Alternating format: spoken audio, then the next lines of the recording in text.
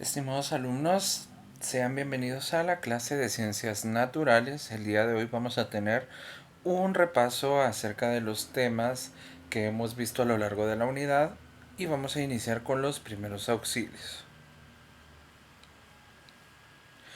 ¿Qué son los primeros auxilios? Los primeros auxilios vimos que son los primeros cuidados que recibe una persona antes de la llegada de paramédicos o médicos en caso de haber ocurrido un accidente o un incidente que pueda poner en riesgo nuestra salud e integridad física. ¿Qué es un accidente? Un accidente es un suceso no planeado, no deseado que provoca un daño, lesión u otra incidencia perjudicial para la salud humana. Podemos aplicar los primeros auxilios en fracturas, quemaduras, en intoxicaciones, en heridas, en asfixia o en caso de hemorragias. A nivel general, ¿qué debemos hacer cuando estamos frente a un accidente y queremos brindar primeros auxilios? Primeramente, llamar inmediatamente a emergencias, no mover al afectado del lugar donde se produjo el hecho, transmitir seguridad y confianza al afectado para tranquilizarlo, aflojar su ropa para facilitar la respiración y circulación siempre y cuando no exista una quemadura que pueda comprometer el tejido. En caso que la víctima estuviese consciente, preguntarle por algún familiar para dar aviso.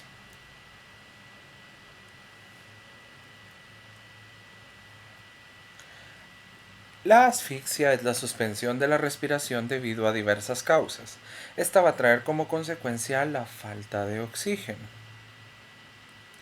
¿Qué debemos hacer en caso de asfixia? Primeramente, despejar la boca y la garganta, que es la vía por la cual ingresa el oxígeno a nuestro organismo. Si es posible, dar respiración boca a boca y llevar al hospital más cercano o llamar inmediatamente a emergencias.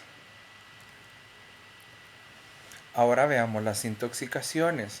Una intoxicación es una reacción fisiológica adversa producida por la exposición o ingesta de una sustancia nociva. Cuando nos referimos a fisiológica, es una reacción propia del cuerpo que tiene a raíz de la ingesta o cuando el cuerpo detecta un cuerpo extraño o una sustancia que no pertenece a nuestro organismo. ¿Qué produce la intoxicación? La intoxicación puede ser producida por la ingesta de productos de limpieza de manera accidental o de manera intencional algunas veces, drogas o medicamentos. Ingesta excesiva de alcohol también podría producir una intoxicación. ¿Qué hacer en caso de intoxicación? Si es posible, podemos determinar y calcular la cantidad aproximada de sustancia ingerida para que al llegar al centro asistencial el médico pueda tener un panorama más amplio de la cantidad aproximada de sustancias ingeridas.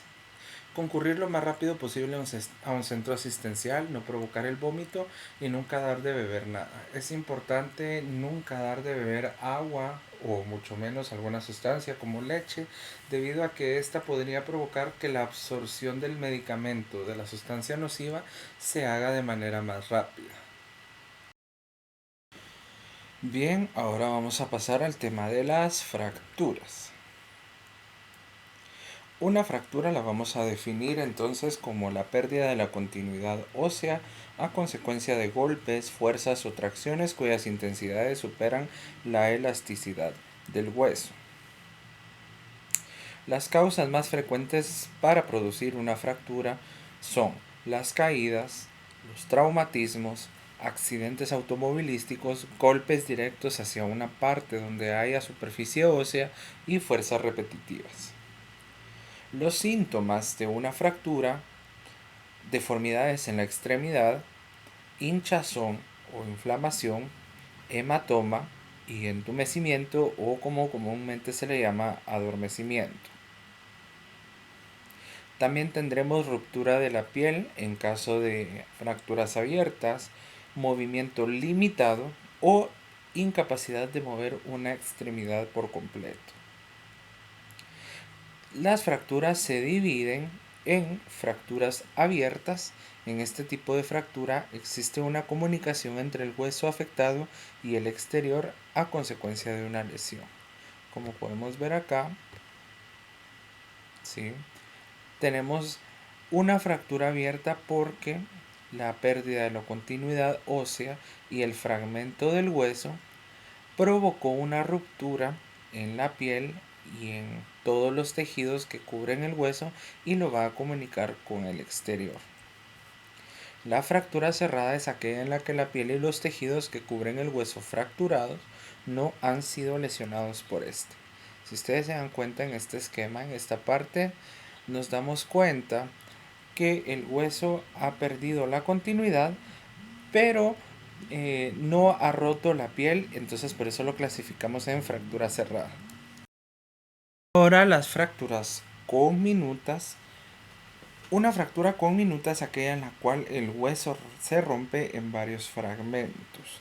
Las fracturas con minutas también pueden ser abiertas o cerradas. Veamos acá. En el esquema tenemos varios fragmentos del hueso y por eso la consideramos con minuta o fractura multifragmentaria, porque el hueso se ha dividido en varios fragmentos. ¿Qué hacer en caso de fractura? Revisar las vías respiratorias, mantener a la persona inmóvil y calmada para no comprometer más el área fracturada, examinar a la persona y buscar otras posibles lesiones, llamar a emergencias, tratar de mantener inmovilizada la zona para evitar comprometer otro tipo de estructura ósea. Si la fractura es cerrada, puede aplicar compresas frías para evitar la inflamación y detener la hemorragia interna. Si la fractura es abierta, busque un trozo de tela para detener la hemorragia. Es importante, si se va a hacer esto, necesitamos mantener siempre lo más inmóvil posible la zona para evitar el compromiso de otras estructuras óseas. Bien, ahora pasemos al tema de las quemaduras. Una quemadura es una lesión producida por agentes físicos o químicos que producen desde una leve afectación superficial, o sea, en la parte más externa de la piel, hasta la destrucción total de tejidos implicados, que pueden llegar a ser músculo o incluso hueso. Una de las características de las quemaduras, a diferencia de otras lesiones cutáneas, es la rápida destrucción del tejido. Cualquier elemento susceptible de producir calor puede producir quemaduras. ¿Qué puede causar una quemadura? Hay tres tipos de agentes: los agentes físicos, los químicos y los eléctricos. Entre los agentes físicos tenemos sólidos calientes, como las estufas o las brasas. Hay líquidos calientes como el aceite o el agua. Y el frío extremo, como la exposición a temperaturas bajo cero. Dentro de los agentes químicos tenemos la gasolina y los derivados del petróleo, soluciones químicas ácidas y soluciones alcalinas como la soda cáustica. Dentro de los agentes eléctricos podemos encontrar entre las causas las descargas eléctricas, la exposición prolongada a la radiación, a los rayos solares o a los rayos infrarrojos. Según su profundidad vamos a clasificar las quemaduras en primer grado. Esta se encuentra implicada en la primera capa de la piel o epidermis. Son dolorosas, pero no va a existir una lesión seria en los tejidos, es únicamente superficial. Y un ejemplo claro de ello son las quemaduras solares. Si ustedes se dan cuenta en la imagen, acá tenemos a una persona que posiblemente tuvo una quemadura solar. Entonces se puede ver el enrojecimiento en esta parte, pero es una quemadura superficial. Generalmente duele, pero desaparece a los días. Las quemaduras de segundo grado, en estas tenemos dolor, enrojecimiento, inflamación o hinchazón, y también aparecen las famosas ampollas. Veamos acá en el esquema, les estoy circulando las ampollas que ha producido la quemadura en la mano de esta persona. Se curan entre 12 y 14 días y no van a dejar marcas ni incapacidades funcionales. A incapacidad funcional nos referimos a que no nos va a provocar incapacidad para mover la mano, alguna articulación, y no nos va a limitar el movimiento. Las quemaduras de tercer y cuarto grado son quemaduras más serias, pueden ser pueden ser de coloración rojo, blanco, marrón o negro. Son muchísimo más profundas, por lo que va a comprometer tejido, como podemos ver acá, la piel está de color negro y algunas partes moradas. Y también tenemos ya compromiso de músculo, tenemos compromiso de tejido blando y el paciente debe estar hospitalizado varios días. Regularmente las quemaduras de cuarto grado van a implicar amputación del miembro o del área afectada. Vamos a continuar el repaso con el tema sistema solar. Un sistema planetario es un sistema compuesto por una estrella central con uno o más planetas. El sistema solar es un sistema planetario en el que se encuentra la Tierra y otros objetos astronómicos que giran directa o indirectamente en una órbita alrededor de una única estrella conocida como el Sol. El Sol es nuestra estrella más cercana, es nuestra principal fuente de energía lumínica y de la interacción entre el Sol y la Tierra dependen las estaciones del año y del clima.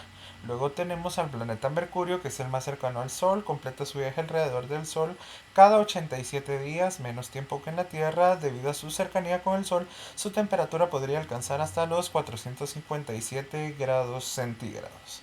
Luego tenemos a Venus, que es muy similar al planeta Tierra en cuanto a composición, a tamaño y distancia. Pese a no estar tan cerca del Sol, su atmósfera es de las más calientes debido al exceso de dióxido de carbono. La Tierra es el planeta en el que habitamos, es el único en el sistema solar donde hay vida y es el tercer planeta en cuanto a cercanía con el Sol y el quinto en cuanto a tamaño. Luego tenemos a Marte, su superficie se encuentra cubierta con dióxido de hierro, lo cual le da ese característico color rojo. Sus temperaturas son extremadamente bajas y en este planeta casi no hay oxígeno. Júpiter es llamado el rey de los planetas por su gran tamaño. Una de sus características principales es una mancha roja que podemos ver acá. Luego tenemos al planeta Saturno. Es el segundo planeta más grande del sistema solar y sus famosos anillos están formados por partículas de roca y polvo cubiertas por un gas llamado helio. Urano contiene en su atmósfera gas metano, lo cual le da un color azulado. Por estar más alejado del Sol, sus temperaturas son más bajas y también tiene un sistema formado de anillos. Luego tenemos a Neptuno, su color es verde azulado debido a la alta concentración de gas metano en su atmósfera. Sus anillos fueron descubiertos en el año 1989 por la sonda Voyager. Muy bien. Por último, para concluir el repaso, vamos a ver el tema el átomo y materia. Vamos a definir entonces al átomo como la partícula más pequeña en la que se puede dividir la materia. El átomo tiene diferentes partes, protones, neutrones y electrones. El átomo debemos recordar que es una partícula eléctrica. Los protones tienen carga positiva, los neutrones tienen carga neutra y los electrones tienen carga negativa. La materia se refiere a todo aquello que ocupa un lugar en el espacio. Está compuesta por átomos. Y la materia también tiene diferentes estados, sólido, líquido y gaseoso. En este esquema podemos ver cómo se componen los estados en cuanto a la unión de sus partículas. El estado sólido, los objetos en estado sólido se presentan como cuerpos de forma definida. Sus átomos se entrelazan formando estructuras definidas sin deformación aparente. Las partículas y moléculas en el estado sólido van a estar completamente unidas. Uno de los ejemplos de estado sólido podemos ver el hielo. Luego tenemos al estado líquido. Sus átomos comienzan a dispersarse. Su característica principal es la capacidad de fluir y adaptarse al recipiente que lo contiene. En este esquema podemos ver que los cuerpos que están en estado líquido ya sus partículas están más dispersas. Podemos ver en estos ejemplos que el estado líquido tiene la capacidad de adaptarse al recipiente que lo contiene y como en este caso de en medio el agua tiene la capacidad también de fluir. El estado gaseoso está compuesto principalmente por átomos y moléculas no unidos y expandidos, lo que hace que los gases no tengan volumen definido ni forma definida. En este caso las moléculas están completamente dispersas. Podemos tener un ejemplo del estado gaseoso acá, un experimento con hielo seco y agua, entonces ustedes se dan cuenta que ya se está convirtiendo en gas y tiene una forma no definida. Hemos llegado al final de este repaso. Esta semana se estará enviando una actividad en Google Forms con un valor de 10 puntos extra. Esto les va a servir para poder nivelar su nota y así culminar esta unidad y culminar también con éxito el presente ciclo escolar.